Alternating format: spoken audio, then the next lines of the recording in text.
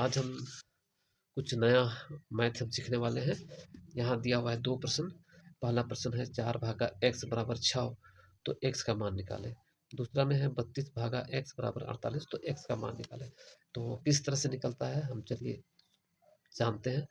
तो यहाँ 4 भागा x बराबर 6 है, तो ये x का मान निकालना है। तो किस तरह से हम निकालते हैं, तो यहाँ 4 और ये जो भागा का है चिन्ह, इसको हम गुना के चिन्ह में बदल देते हैं।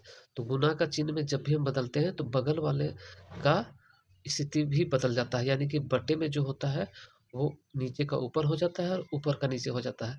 तो यहाँ हम कहेंगे कि यहाँ तो बटे में है नहीं, तो बटे में है, यहाँ बटे में 1 है जिसको लिखा नहीं जाता है। जैसे कि मान के चलिए x है तो बटे में 1 है जिसको लिखा नहीं जाता है, सिर्फ x लिखा जाता है। तो उसी प्रकार से अगर x है तो बटे में 1 है, तो ये बटे में 1 को ऊपर कर देते हैं, 1 बटा x बराबर हो गया 6। अब हम करेंगे क्या कि ये 4 जो है इस तरफ ले आएंगे तो ये भागा हो जाएगा। तो यहाँ पर हम लिख सकते हैं 1 बटा x 6 भागा 4, ये इधर चला गया तो भागा हो गया।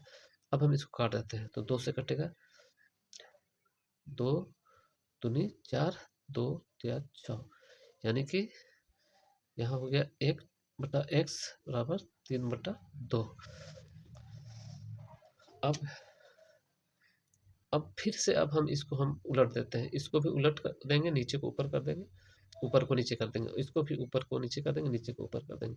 तो यहाँ हो जाएगा x बटा 1 बराबर 2 बटा 3। तो यहाँ नीचे वाला 1 को लिखा नहीं जाता है, यानी कि x हम लिख सकते हैं और 2 बटा 3। तो ये हमारा आंसर हो गया, x बराबर इतना निकला। चलिए दूसरा हम बनाते हैं। दूसरा में क्या है, दूसरा में है 32 भागा x बराबर 48। अब इसको हमको हल करना है, तो इसको भी सेम उसी प्रकार से करना है।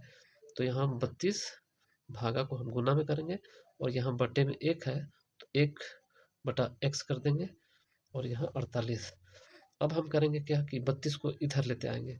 तो यहाँ चलिए 32 को हम इधर लेते आते हैं, तो यहाँ x 1 बटा x हो गया और यहाँ 48 बटा 32 हो गया।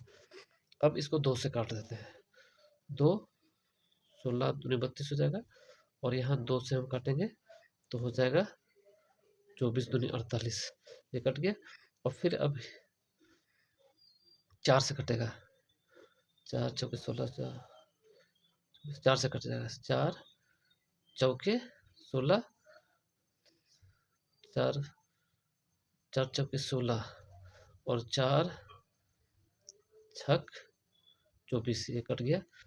फिर यहाँ अब फिर 2 से कटेगा, 2 दूनी 4, 2 तिया 6, यानी कि हमारा x बराबर हो गया 3 बटा 2।